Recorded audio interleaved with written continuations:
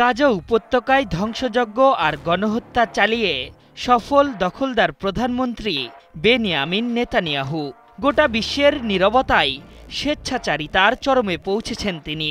এবার বৃহৎ ইসরায়েল গড়তে নতুন পরিকল্পনা সাজিয়েছেন নেতানিয়াহু, যা গ্রেটার ইসরায়েল পরিকল্পনা হিসেবে আখ্যা দিয়েছেন। ইতোমধ্যে নিজের আধ্যাত্মিক মিশন বাস্তবায়নে সেই নীলনকশা মন্ত্রিসভাতেও তুলে ধরেছেন তিনি। তবে তার সেই নীলনকশা প্রকাশ্যে আসতেই বাদ সেধেছে আরব দেশগুলো।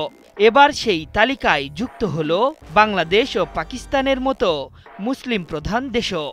এক যৌথ বিবৃতিতে তারা বলেছে, জাতিসংঘ সনদের প্রতি প্রতিশ্রুতিবদ্ধ এবং বলপ্রয়োগ বা দমননীতি কোনোভাবেই মেনে নেবে না তারা।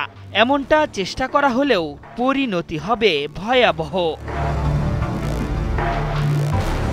গাজা উপত্যকায় ইসরায়েলি আগ্রাসন শুরুর পর থেকেই সরব ছিল বাংলাদেশ। নানা কর্মসূচি ও পদক্ষেপ নিয়ে দখলদার রাষ্ট্রটিকে কঠিন বার্তা দিয়েছে লাল সবুজের দেশ।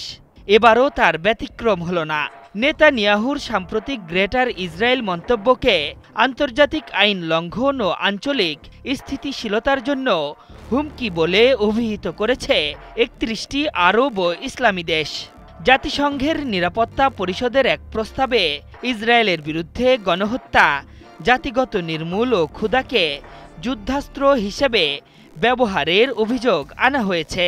সেই সাথে দেশগুলো অবিলম্বে যুদ্ধবিরতি, অবাধ মানবিক সহায়তা ও অবরোধ প্রত্যাহারের আহ্বান জানানো হয়। এদিকে নেতানিয়াহুর পরিকল্পনার পরপরই ইসরায়েলের অতি ডানপন্থী অর্থমন্ত্রী বেজালেল স্মোট্রিচ পশ্চিম তীরে বিতর্কিত E1 সেটেলমেন্ট প্রকল্প অনুমোদন ও ফিলিস্তিনি রাষ্ট্র প্রতিষ্ঠার একটি নতুন প্রস্তাবনা দিয়েছেন। জাতিসংঘের নিরাপত্তা পরিষদে স্মোট্রিচের ওই প্রস্তাবনার বিরুদ্ধে নিন্দা জানিয়েছে আরব ও মুসলিম দেশগুলো। পাশাপাশি এমন পদক্ষেপ ফিলিস্তিনের স্বাধীনতার অধিকারে সরাসরি আঘাত বলেও অভিহিত করেছে দেশগুলো।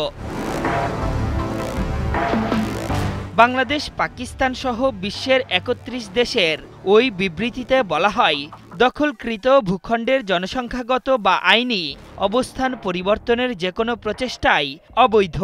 ইসরায়েলকে তারা সতর্ক করে দিয়ে বলেছে, বসতি স্থাপন, ভূমি দখল, জোরপূর্বক উচ্ছেদ, শরণার্থী শিবির ধ্বংস ও ধর্মীয় স্থানে হামলার পরিণতি ভয়াবহ হবে।